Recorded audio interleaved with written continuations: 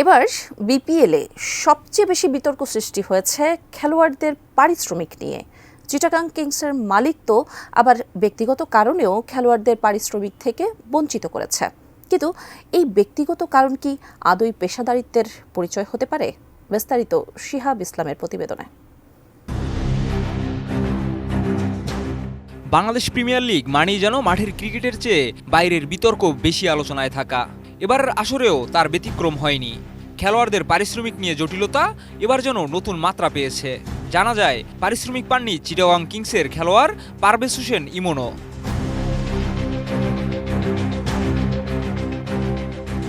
বিপিএলের নিয়ম অনুযায়ী টুর্নামেন্ট শুরুর আগে খেলোয়াড়দের 25%, মাঝামাঝি সময় 50% এবং টুর্নামেন্ট শেষে বাকি অর্থ পরিশোধ করার কথা।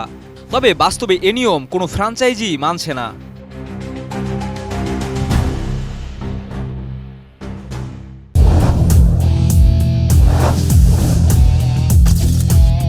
দুর্বার রাজশাহী দলের খেলোয়াড়রা অনুশীলন বর্জন এবং ম্যাচে না খেলার হুমকি দেওয়ার পর তাদের কিছু বকেয়া পরিশোধ করে মাঠে ফেরানো হয়।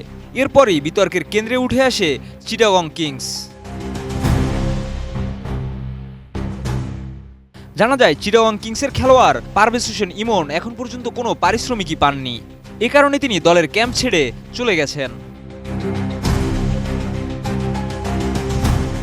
চিটাগং কিংসের স্বত্বাধিকারী সামির কাদের চৌধুরী কয়েকদিন আগে এক সংবাদ সম্মেলনে ইমনের পারিশ্রমিক না দেওয়ার বিষয়টি স্বীকার করেন। তবে তিনি এটিকে ব্যক্তিগত কারণ হিসেবে উল্লেখ করে বলেন, আমি সন্তুষ্ট হলে বেতন দেব, আমার টাকা গাছে ধরে না। কিছু ব্যক্তিগত এবং ফ্র্যাঞ্চাইজি ইস্যু আছে, যা নিয়ে বোর্ড এবং খেলোয়াড়দের সঙ্গে আলোচনা করে সিদ্ধান্ত নেব।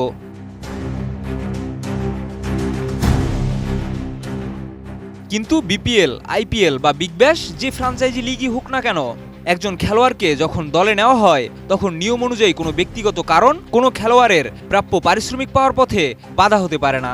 পারিশ্রমিক বিলম্ব যেখানে নিয়ম বহির্ভূত, সেখানে ব্যক্তিগত কারণ দেখানো কি আদৌ যুক্তিযুক্ত? বিপিএলকে খেলোয়াড়দের পারিশ্রমিক নিয়ে বারবার সমালোচনার মুখে পড়তে হয়েছে। খেলোয়াড়রা তো এখন শঙ্কিত যে টুর্নামেন্ট শেষে তারা সম্পূর্ণ অর্থ পাবেন কিনা। বিপিএলের পারিশ্রমিক নিয়মিত না হওয়া এবং ফ্র্যাঞ্চাইজিদের উদাসীনতা লিগের ভাবমূর্তিকে আরও প্রশ্নবিদ্ধ করছে। চিটাগং কিংস ও অন্যান্য ফ্র্যাঞ্চাইজির এই আচরণ বিপিএলের ভবিষ্যৎকে সংকটে ফেলতে পারে বলে মনে করছেন বিশেষজ্ঞরা। শিহাব ইসলাম, এটিএন নিউজ।